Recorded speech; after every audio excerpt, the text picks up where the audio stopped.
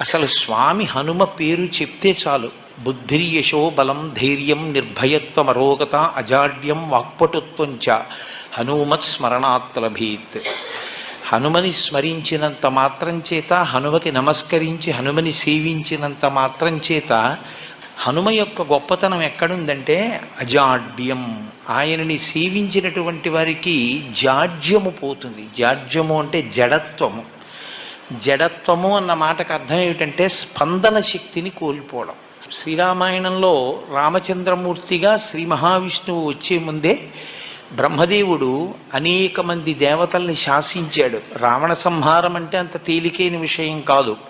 నరవానరముల చేత సంహరింపబడడు కనుక, ఆయన నరవానరముల చేత సంహరింపబడనని వరం అడగలేదు కనుక మీ అందరూ కూడా వానరాంశలలో వెళ్ళండి అన్నాడు.